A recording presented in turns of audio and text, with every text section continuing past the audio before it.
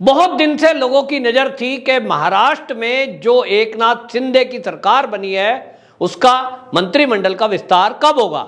और उद्धव ठाकरे गुट तो यह दावा करता रहा है कि जिस दिन एकनाथ शिंदे मंत्रिमंडल का विस्तार होगा उसके बाद यह सरकार गिर जाएगी, क्योंकि दावे पे यकीन करें तो संजय राउत ये तक कहते रहे हैं कि ये जो 40 विधायक उद्धव ठाकरे को छोड़कर एकनाथ शिंदे के साथ गए हैं ये मंत्री पद के लालच में गए हैं, और इनमें से मंत्री क्योंकि सबके सब बन नहीं सकते तो फिर उसी दिन ये सरकार गिर जाएगी जिस दिन मंत्रिमंडल का विस्तार होगा।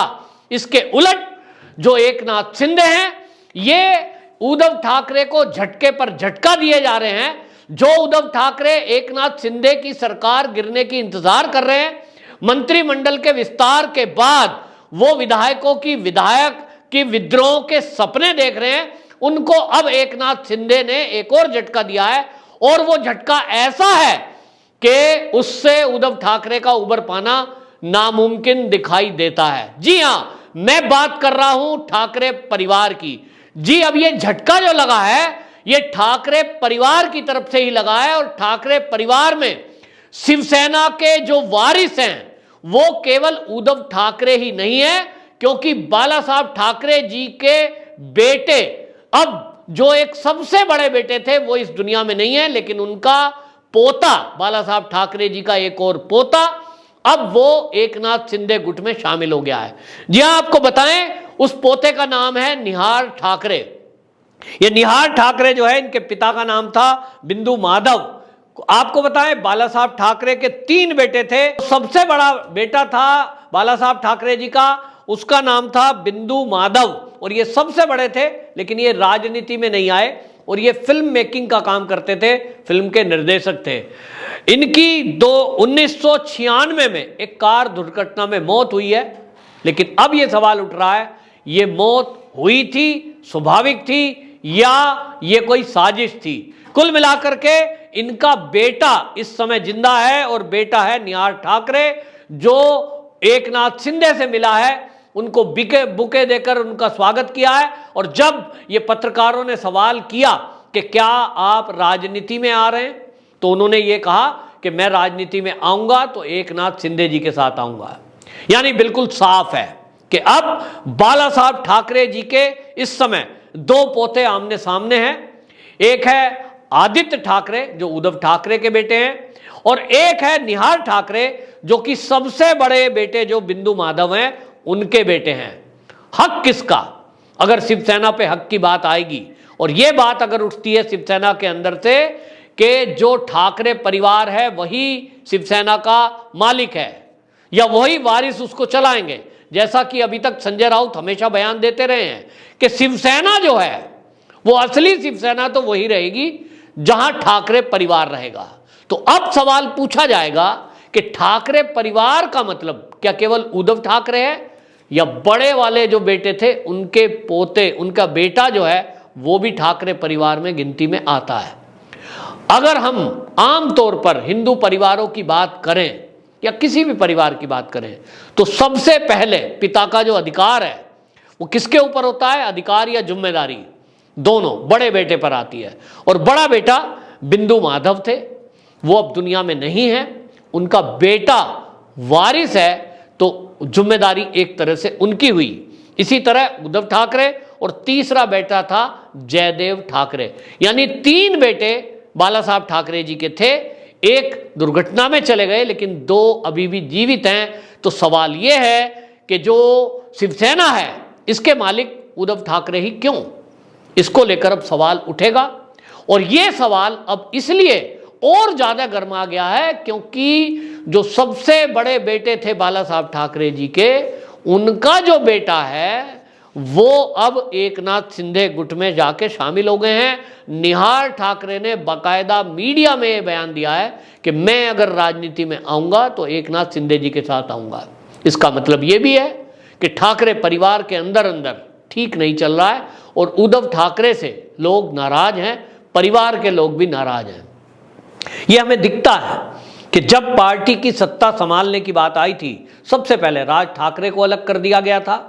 राज ठाकरे भी इसी परिवार का हिस्सा हैं, लेकिन वो क्योंकि बाला साहब ठाकरे जी की संतान नहीं है, वो उनके भाई का बेटा है, इसलिए भतीजा बताकर उनको अलग कर दिया गया। उस समय भी परिवारवाद सामने आया था, लेकिन अब निहाल ठाकरे का क्या जवाब उद्धव ठाकरे देंगे?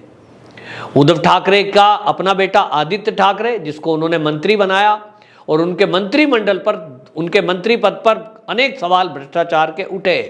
लेकिन अब ये सूत्रों की माने तो मैं आपको एक ब्रेकिंग न्यूज दे रहा हूं, और वो ये कि एकनाथ शिंदे गुट में ये जो निहाल ठाकरे, बाला साहब ठाकरे जी के पोते शामिल हुए हैं, इनको मंत्री बनाया जा सकता है। जी हां, ये बड़ी खबर आपको बता रहा हूं कि इनको एकनाथ शिंदे गुट में मंत्री पद में शामिल किया जा सकता है। और अगर ये मंत्री बनते हैं तो आप समझ लीजिए, पूरी जो शिवसेना को लेकर के अभी तक उद्धव ठाकरे और संजय राउत बार बार बयानबाजी कर रहे थे कि ठाकरे परिवार के लोग ही इसको चला सकते हैं, उनके लिए एक सबसे बड़ा झटका होगा, क्योंकि ये आपको दिखाई देंगे एकनाथ शिंदे के साथ खड़े हुए, और ये परिवार के और पार्टी की अंदर की बातें भी सामने लाएंगे।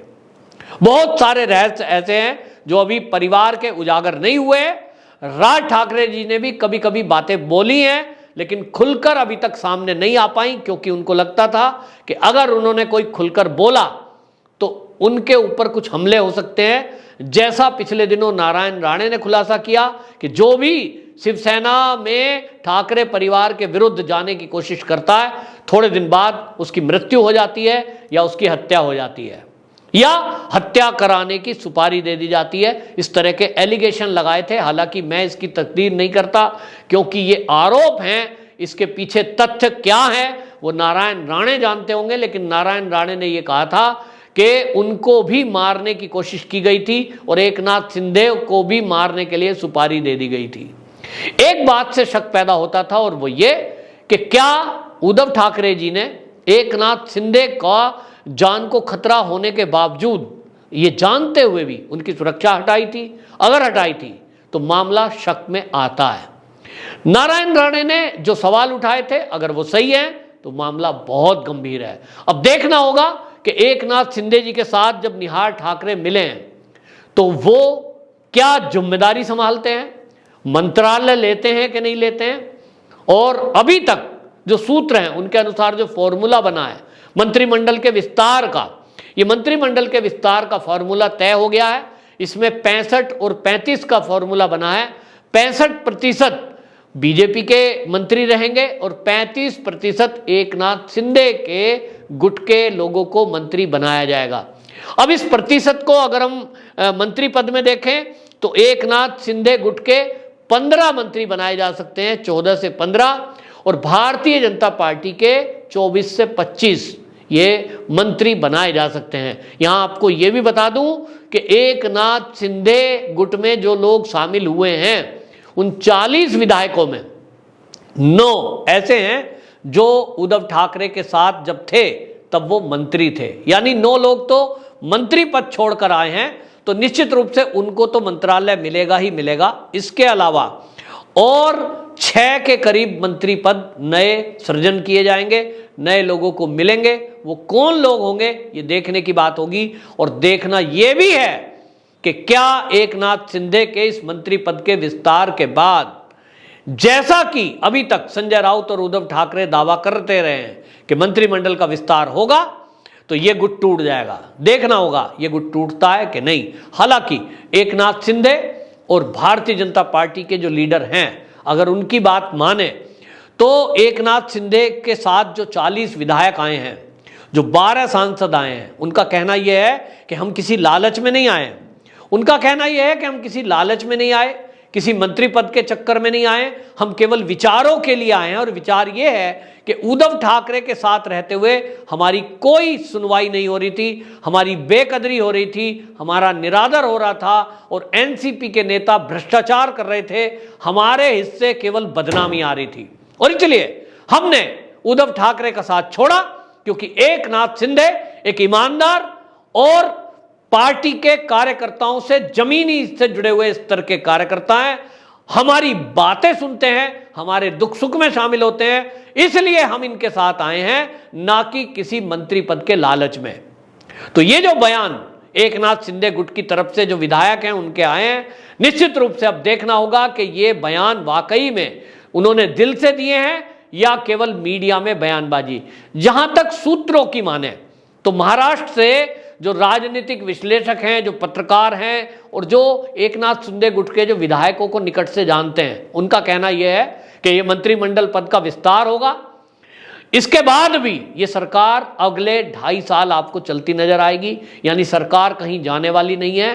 और इस मंत्री पद के विस्तार के बाद अब जब ठाकरे परिवार के बाला साहब ठाकरे जी के पोते एकनाथ शिंदे जी के साथ आ गए हैं, इसके बाद युवा मोर्चा जिसको अभी तक आदित्य ठाकरे चलाते थे, वो आपको दिखाई देगा बड़े पैमाने पर युवा अब एकनाथ शिंदे जी के साथ जुड़ते हुए दिखाई देंगे। इसकी पूरी जिम्मेदारी निहाल ठाकरे जो कि बाला साहब ठाकरे के पोते हैं, इनके ऊपर आने की बात कही जा रही है। विचार कई चल रहे हैं, देखना होगा कि क्या होता है। लेकिन इतना तय है कि उद्धव ठाकरे को अब ना तो सत्ता वापसी मिलनी है और पार्टी का निशान भी उनके हाथ से जा सकता है। वंदे मातरम।